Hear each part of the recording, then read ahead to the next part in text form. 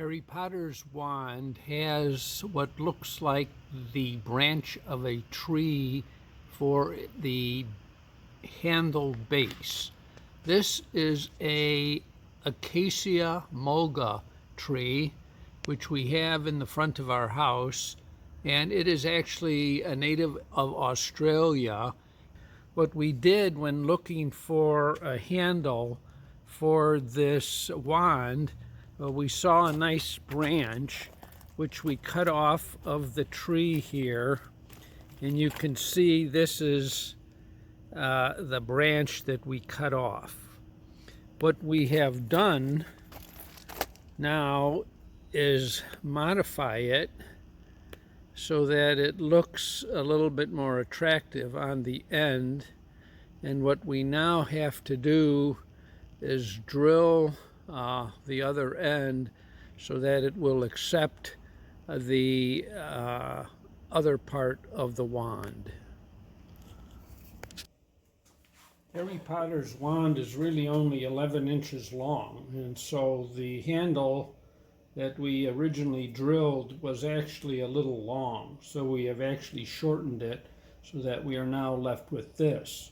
You can see how the end of the wood looks when it is freshly cut.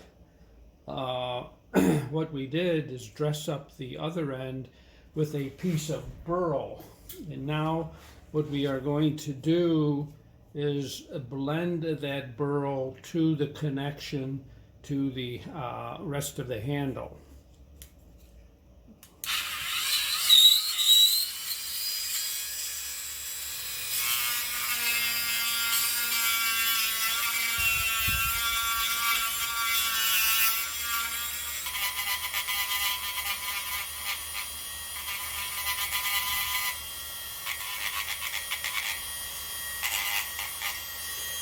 The net effect is that what it looks like, this burl actually came on the end of this wood, when in fact it was really just epoxied on and then blended with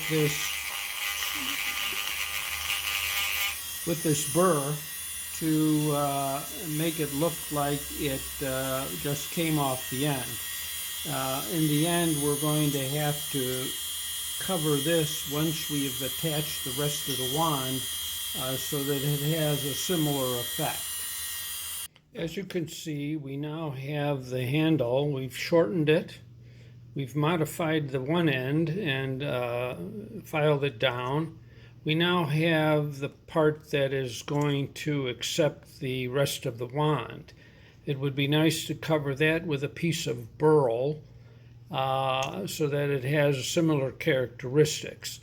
We have this piece of burl which we found in the wash, and you can see there is quite a lot of contortions and character to this. What I'm looking for is a piece that I can epoxy onto the end of the wand, but is stable enough that it's not going to fall apart. While this has a lot of character, it's amazing how much it falls apart if you try to do much with it. So we'll see what we can do. The first thing I'm going to have to do is drill a hole in the part so that we don't have to drill it once it's on the piece, because I'm afraid then it again might fall apart. I have chosen this piece, and you can see I have drilled it and it did not fall apart. So I am now going to try to shave off this part of it so that we could attach it hopefully to the wand.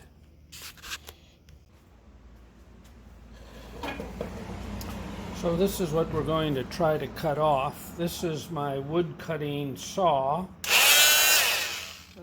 Makes a lot of noise. We're going to, number one, make sure that we don't injure our hands and keep that away from what I'm doing. And then number two, see if we can lift off this piece. I'm going to cut the edges first and then go underneath it.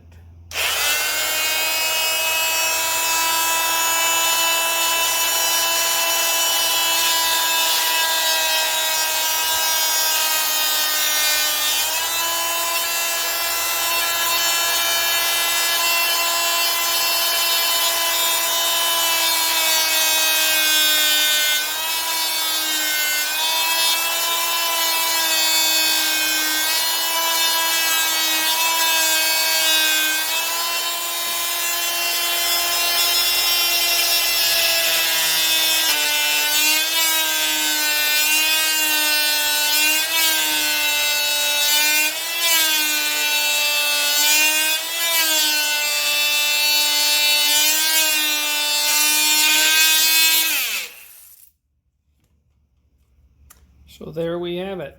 Now what we're going to have to do to see if we can get it to fit on the end and then blend it in accordingly.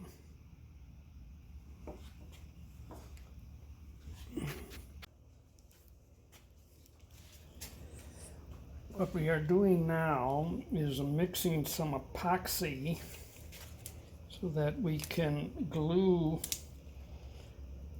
the part that we cut to the end of the handle. We're using a piece of dowel as a indicator to keep the hole lined up perfectly.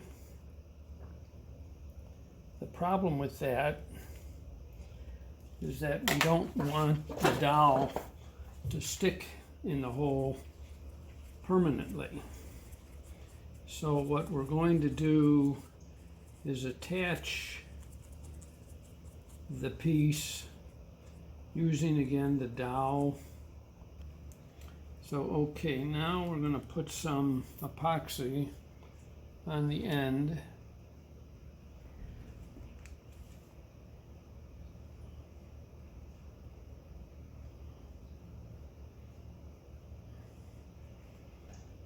Okay, that's pretty good. Now what we're going to do is epoxy the part that we're going to put on.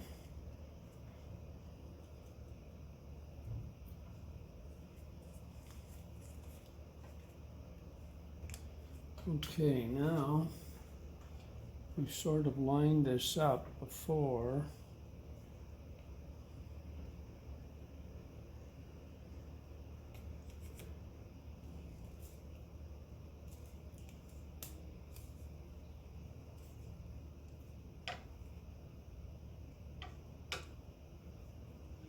This is more or less how we have lined it up.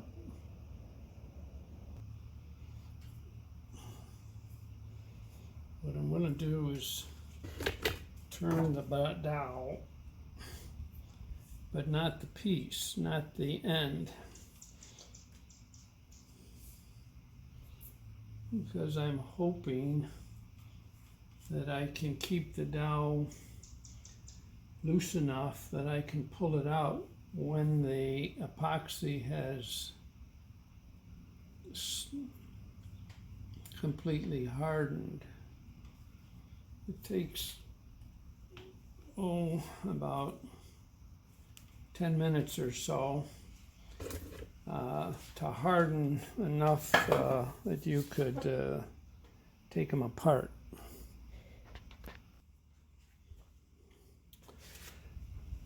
It's still pliable, but you can see we've removed the rod, and now we have to allow it to completely dry.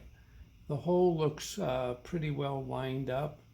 The bottom line is we may have to pass the drill through that once it's hardened, or even burr out a little of the epoxy if necessary, but it should be rather minimal.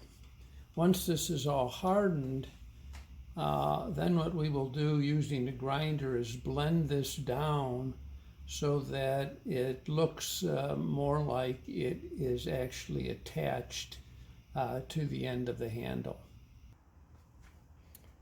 So here we can see the block that we're going to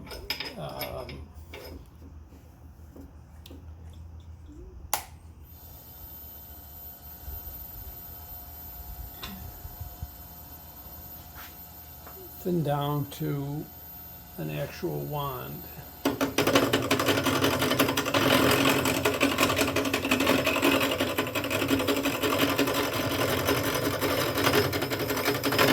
First we have to make it round.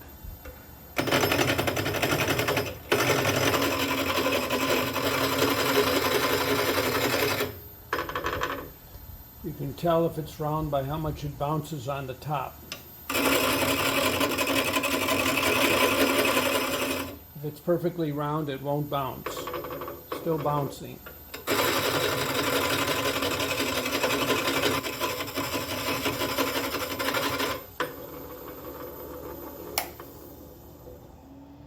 You can see this part is relatively smooth. Now we're going to have to do the ends to get it rounded out. You can see that we've worked the piece down to a round. On this side here, we're still where it hasn't even been touched, and we're going to have to work this end, but we're working this side. Eventually we want the piece to be 5/8 of an inch round, and so this is really what we want to get it down to. We'll probably do that on this end and then move to this end to get it down to the 5/8 inch that we want. We thought we'd give you a better perspective of looking at it from this angle. We're still trying to get down to 5/8 of an inch. You can see we're almost there with this section of it. So we will continue this.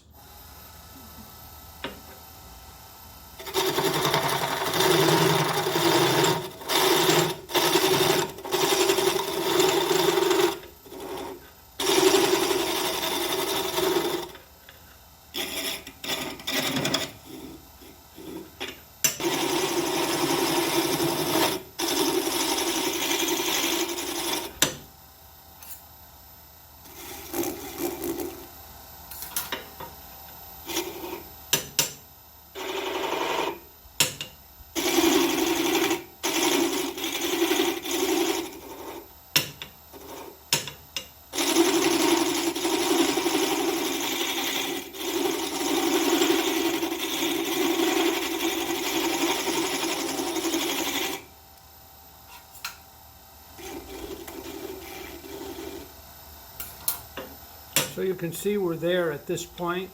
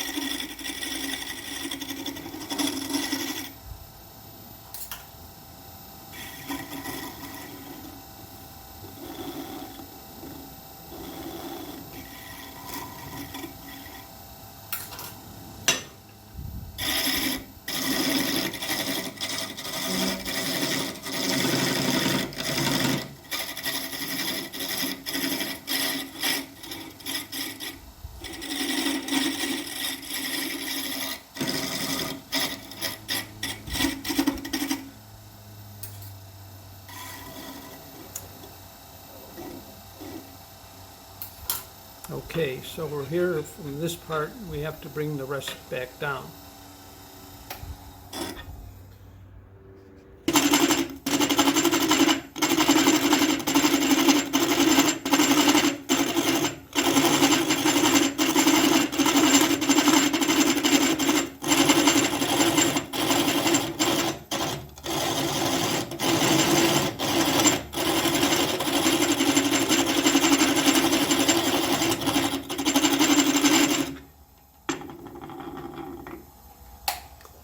When it's initially not round, we have to do it at a slower speed, but now that it's round, we can move at a faster speed.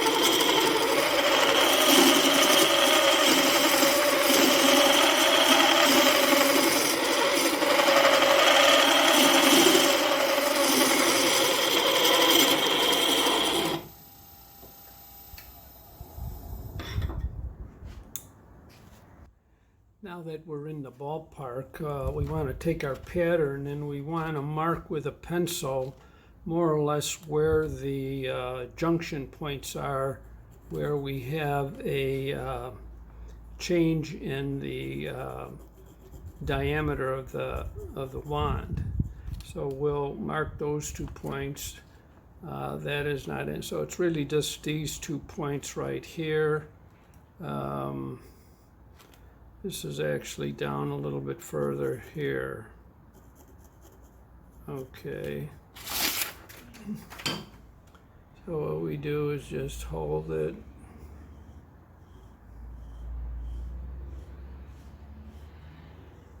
And this gives us a mark.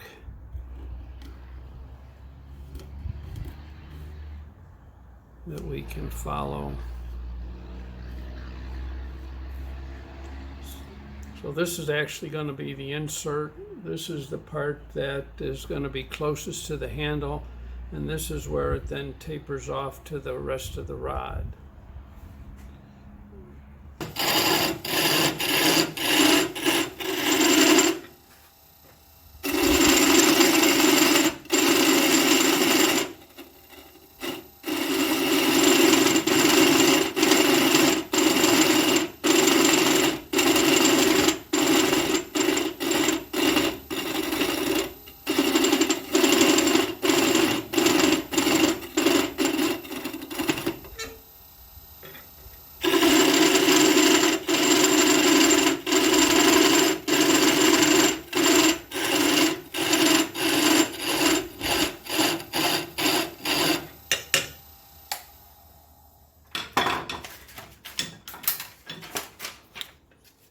So you can see that this part here is going to be the insert into the handle, 3/8 of an inch thick. This is going to taper from a 1/2 inch to 5/8 of an inch, and this is going to go from basically 5/8 of an inch all the way down to 5/16 of an inch all the way down at the end.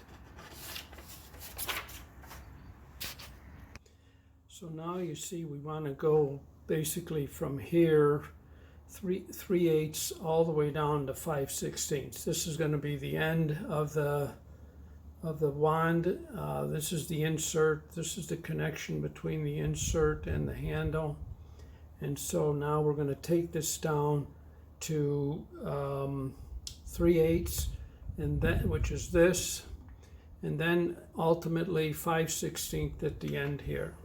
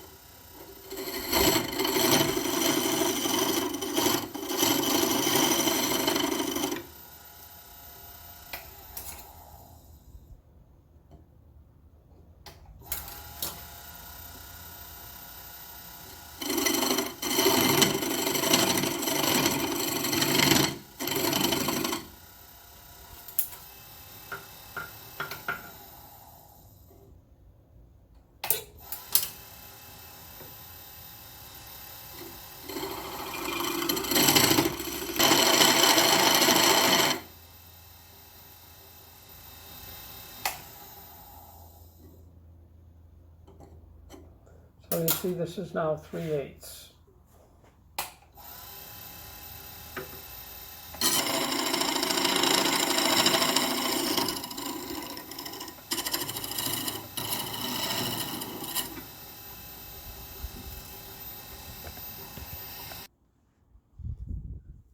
We are going to go down now to 5/16, which is the smallest part of the wand.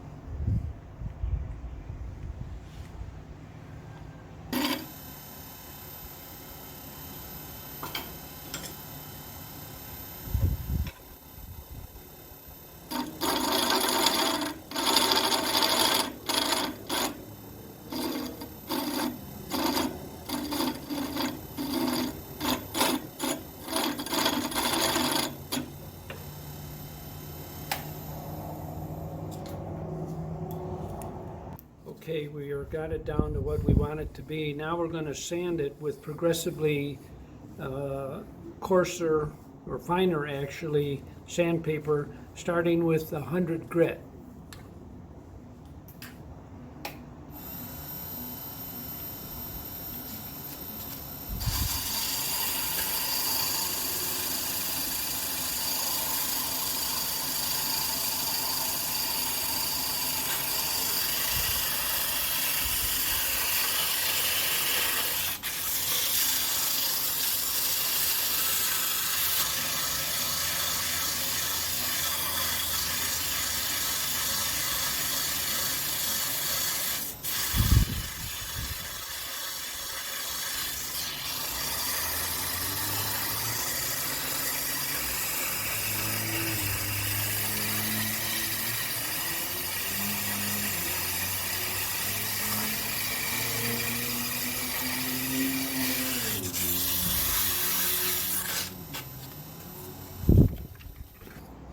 At this point, we really see no irregularities in the contour of the wand at all. So I think we can move to the next finer grit of sandpaper. You can see we're working with our dyes here to see if we can get a color that we can use to stain the ends of this handle. I'm thinking of mixing this brown with this other color. So we can see now that the wand has been sanded down using up to 360 grit sandpaper. We have one more thing we have to do, which is put in this notch that is in the upper part of the wand. And then we'll basically be at the stage where we have to just finish it with some polyurethane probably. So this now is the completed wand. We have completely finished it with polyurethane. We inset the wand part into the handle. You can see the end of the handle here and here. And then we finished off the tip. We did weather the handle a little bit because the polyurethane made it a bit shiny, but this is the completed Harry Potter wand now.